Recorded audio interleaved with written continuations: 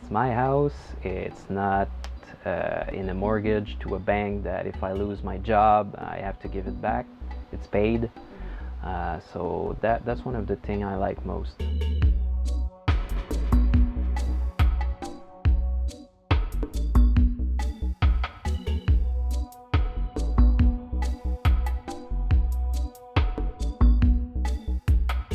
I've lived in my tiny house for about a year and a half. I decided to live in a tiny house really to prove a point that it was doable in Quebec, in northern climate.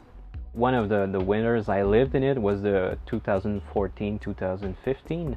It was one of the coldest winter we had since like 100 years or so. It was really cold, and it only cost me $100 to heat up the whole place all winter. My temperatures were between 17 and 25 degrees Celsius all the time. Really, it was my solar heating that was giving me a lot of free energy, and I only had to heat up at night with a small electrical heating. So was pretty much like $20 per month of heating.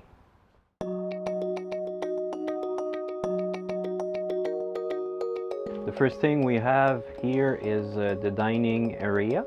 We have a lot of storage underneath it. We also have the table right here. So we just put it there with the navel foot.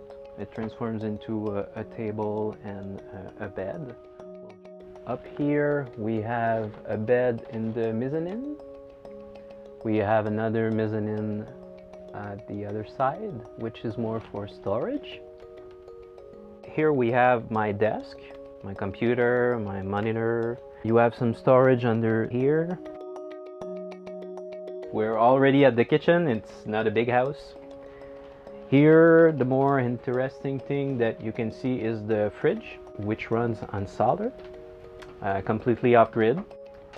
For the water, it runs with a solar pump, a 12-valve pump. You have also this here gives a little more space for chopping the vegetables or that kind of thing.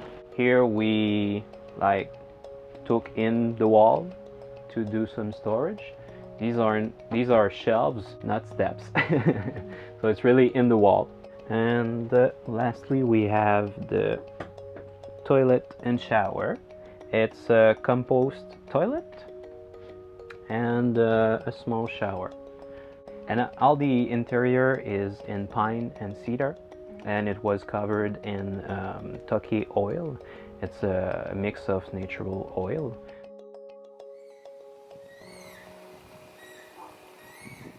I park it in my family's backyard. It's really quiet. We have the river nearby, good neighbors. So yeah. Pretty much there since the beginning. We constructed it here. So I had some fears. Could I live in such small space? Will I have enough heat for the winter? Will everything work out? Will the house crash on the road? Yeah, a lot of doubts, but overall it did really well. I can live in a small space. I'm never too cramped. There's a lot of space. Like, I don't know if you'll be able to see it on video, but in real life it's spacious. We have to manage resources better, like energy, water. It's really that sort of thing that is challenging. My monthly income is low, but the things I have to pay are low also, so I don't have to work that much. Well, I work a lot. I work too much, but I wouldn't have to. Like, if I had a normal job, I would have to work like 10-15 hours to pay my bills. So my bills are really low. So yeah, it's a really great lifestyle for people who want to live better lives, work a little less. It's really great. This here is a vertical garden system.